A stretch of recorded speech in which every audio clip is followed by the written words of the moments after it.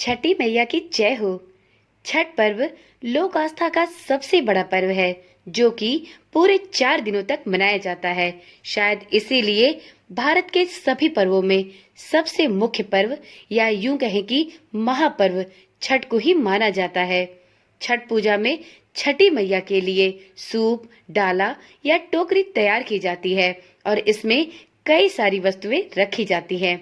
आज की वीडियो बहुत ही महत्वपूर्ण है क्योंकि आज की वीडियो में हम जानेंगे कि छठ का दौरा या सूप कैसे सजाना चाहिए, इसमें किन किन वस्तुओं को रखना चाहिए और ऐसी कौन सी वस्तुएं हैं जिन्हें रखना नहीं भूलना चाहिए। तो यदि आप भी छठ महापर्व का व्रत रखते हैं और जानना चाहते हैं कि छठ का दौरा या सूप कैसे सजाएं, इनमें किन वस्तुओं को शामिल करना चाहिए, तो इस वीडियो को पूरा देखें। ओम नमः शिवाय, जय श्री कृष्णा। आप सभी का सनातन धर्मसार चैनल पर बहुत बहुत स्वागत है। मित्रों, दिवाली के 6 दिनों के बाद छठ पर्व मनाया जाता है। यह पर्व विशेषकर बिहार, झारखंड और उत्तर प्रदेश जैसे राज्यों में महापर्व के रूप में बहुत ही धूमधाम से मनाया जाता है। साल 2024 में छठ पर्व की शुरुआत 5 नवंबर से हो रही है। 5 नवंबर को नहाय खाए से इस व्रत का प्रारंभ होगा और 8 नवंबर को सुबह के अर्घ के साथ ही इस व्रत को संपूर्ण किया जाएगा। तो मित्रों, सबसे पहले तो आप सभी को छठ महापर्व के सबसे पहले दिन नहाय खाए की अत्यंत हार्दिक शुभकामनाएं। माता छठी और सूर्य नारायण देवता की कृपा से आपकी सभी मनोकामनाएं पूर्ण हो और आपके घर परिवार में सदैव सुख समृद्धि बनी रहे। ईश्वर से यही कामना करती हूँ कि आपका यह छठ महापर्व बहुत ही अच्छे से संपूर्ण विधि विधान के साथ संपूर्ण हो और छठी माता की कृपा आप पर सदा सर्वदा के लिए बनी रहे। मित्रों, जैसा कि आप सभी जानते हैं, छठ महापर्व 4 दिवसीय व्रत है और प्रत्येक दिन अलग अलग विधियां हैं। पहले दिन नहाय खाए किया जाता है, दूसरे दिन खरना होता है और तीसरे व चौथे दिन सूर्य को अर्घ देने की परंपरा है। तीसरे दिन संध्या अर्घ और चौथे दिन उषा अर्घ के लिए व्रती और व्रती का पूरा परिवार किसी भी नदी, तालाब या घाट पर जाते हैं। इस दौरान सूप, दौरा और डाला इत्यादि सिर पर उठाकर लोग घाट तक ले जाते हैं। सूर्यदेव को अर्घ देने और छठी मैया की पूजा के लिए व्रती इसी टोकरी का प्रयोग करते हैं। इसलिए घाट जाने से पहले ही टोकरी या डाला को बहुत ही अच्छी प्रकार से सजाया जाता है और इसमें पूजा की सभी सामग्रियों को एवं फल फूल को रखा जाता है। तो चलिए जानते हैं कि छठ पूजा के टोकरी, डाला या सूप को कैसे सजाना चाहिए और इसमें कौन कौन सी चीजें रखी जाती हैं।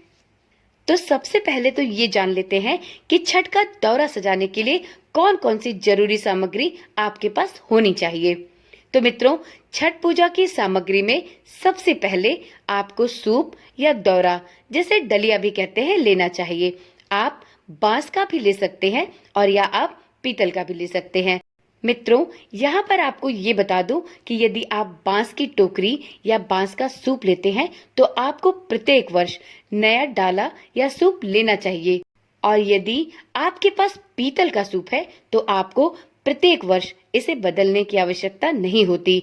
आप इसी पीतल के सूप से हर साल अर्घ दे सकते हैं। परंतु यदि आपने बांस का सूप और डलिया लिया है तो आप डाला को तो वापस से धोकर सुखाकर अगली बार प्रयोग कर सकते हैं, परंतु आपको बांस का सूप अगली बार नया ही लेना चाहिए क्योंकि सूर्य नारायण को अर्घ इसी सूप से दिया जाता है। तो आपको बांस का सूप हर साल नया लेना होगा, परंतु एक ही डाला या दौरा को आप प्रत्येक वर्ष उपयोग कर सकते हैं। बस आपको इसे नियमित प्रयोग में नहीं लाना चाहिए। आप छठ पूजा के बाद इस डाला को वैसे ही अच्छे से रख सकते हैं और अगले वर्ष इस डाला को पुनः धोकर और अच्छे से सुखाकर अगली बार छठ में प्रयोग कर सकते हैं।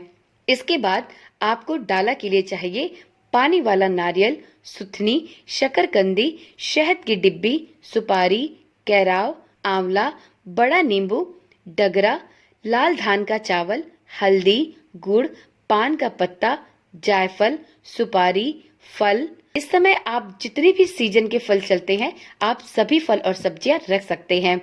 दीपक, गन्ना, फूल, ठेकुआ का प्रसाद। यदि आपने ठेकुआ का प्रसाद बनाया है तो आप उसे भी रखें, और यदि आप ठेकुआ का प्रसाद नहीं चढ़ाते हैं तो आप फल फूल के द्वारा भी छठ की पूजा कर सकते हैं। इसके अलावा श्रृंगार का सामान, सिंदूर, लाल या पीला कपड़ा जो कि सूप और डाला बांधने के लिए रखा जाता है। इस डलिया में आप सुतनी और शकरकंदी के साथ हल्दी की गांठ और अदरक को पौधे सहित भी रख लें। इतना ही नहीं, इस डलिया में पानी वाला हरा नारियल, ईख या गन्ना जिसमें पत्ते लगे हों उसे भी रखें। इस मौसम में नाशपाती, नींबू और पपीता आदि भी खूब मिलते हैं। यह भी डलिया में रखा जाता है। छठ माता को चढ़ने वाली डलिया में शहद, पान, सुपारी, लौंग और इलायची भी रखा जाता है। इसमें भींगे हुए चने भी रखे जाते हैं और साथ में सिंघाड़े को भी रखा जाता है। आप इसके साथ सूखे मेवे भी अपनी डाला में रख सकते हैं।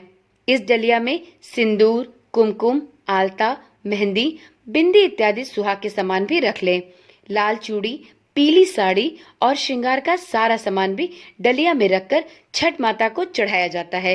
इन सब के अलावा आपको चावल के लड्डू, पुए, ठेकुआ, मुरमुरे, तिल आदि भी डलिया में जरूर रखने चाहिए। इस डलिया में एक लोहे और तांबे का लोटा भी रखना चाहिए जिसमें जल या दूध भरकर सूर्य नारायण को अर्घ दिया जाता है। छठ की पूजा बिना केले के घार के अधूरी मानी जाती है, इसलिए आप अपनी डाला छठ की डलिया में केले का घार रखना ना भूलें।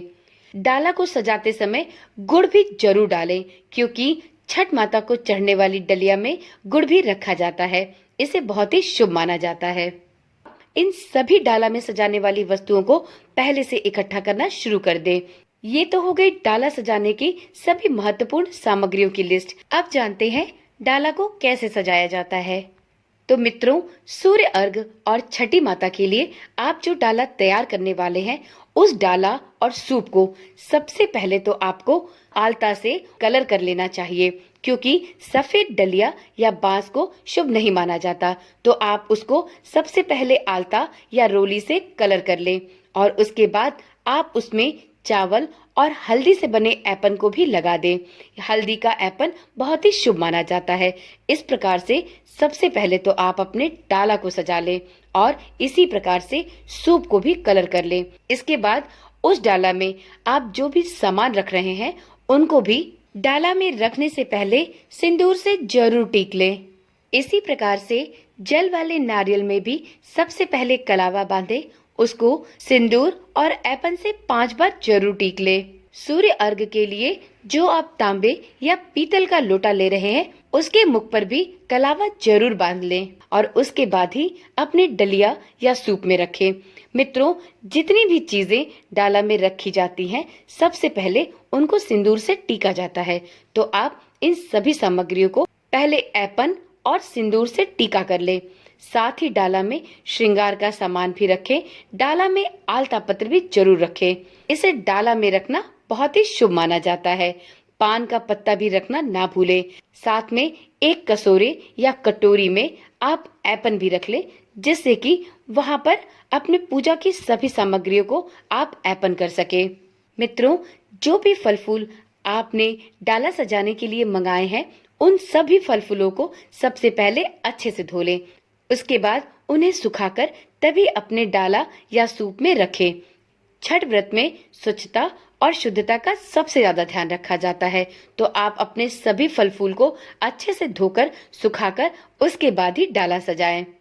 मित्रों, ये तो हो गई डाला सजाने की बात। अब सूप को सजाने से पहले सूप में भी बीच में स्वास्तिक का चिन्ह बनाएं और उसे भी आलता, गेरू या रोली से कलर कर ले और उसमें भी हल्दी का ऐपन लगाएं। सूप के दोनों ओर पान के पत्ते रखें और अब इसमें सारे फल और प्रसाद को रखें। कुछ लोग 5 या 11 प्रसाद और फल रखते हैं। 5, 7 या 11 ठेकुआ रखें, जैसा आपके घर में नियम चलता हो। इसके बाद सूप में आप दोनों किनारे 2 दिए भी रखें और इसे डाला के ऊपर रख के एक बड़े से कपड़े से अच्छी तरह बांध दे। मित्रों, सूप और दौरा को बांधने के लिए जो भी वस्त्र प्रयोग किया जाता है वो प्रत्येक वर्ष नया ही खरीदना चाहिए। आप चाहें तो एक सफेद धोती लेकर उसे भी पीले रंग से रंगवा सकते हैं और उसको अपने डाला और सूप को बांधने के लिए प्रयोग कर सकते हैं। तो मित्रों, इस प्रकार से छठ महापर्व के लिए डाला और सूप को सजाया जाता है। आप इस बात का ध्यान रखें कि ये सभी वस्तुएं आप पहले से एकत्रित करना प्रारंभ कर दें। आप अपने साथ पूजा की सभी सामग्री जैसे अगरबत्ती, माचिस, धूप, दीपक, दिया, बाती, देसी घी, माला, सिंदूर, रोली, ये सारी वस्तुएं जो कि आप पूजा में प्रयोग करते हैं, उन सभी वस्तुओं को भी पहले ही साथ में रख लें, जिससे कोई भी चीज घर पर छूट न जाए। तो मित्रों, चलिए आज की वीडियो में इतनी ही जानकारी, फिर मिलते हैं एक नई वीडियो एक नई जानकारी के साथ। आप सभी के लिए छठ पर्व ढेर सारी खुशियां और सौभाग्य लेकर आए, इसी कामना और विश्वास के साथ इस वीडियो को यहीं पर समाप्त करती हूँ। इसी प्रकार की जानकारी वाली वीडियोस देखने के लिए इस चैनल के साथ बने रहें। यदि आपने अभी तक इस चैनल को सब्सक्राइब नहीं किया है तो चैनल को अभी ही सब्सक्राइब कर ले और साथ में नोटिफिकेशन बेल को ऑन करना भी ना भूलें, जिससे इस चैनल पर डाली जाने वाली सभी वीडियोस की सूचना आपके पास सबसे पहले पहुंच सके। तो चलिए आज की वीडियो यहीं पर समाप्त करते हैं। कल मिलते हैं एक नई वीडियो के साथ। तब तक के लिए छठी माई की जय हो, सूर्य नारायण की जय हो। ओम नमः शिवाय। जय श्री कृष्णा। राधे राधे।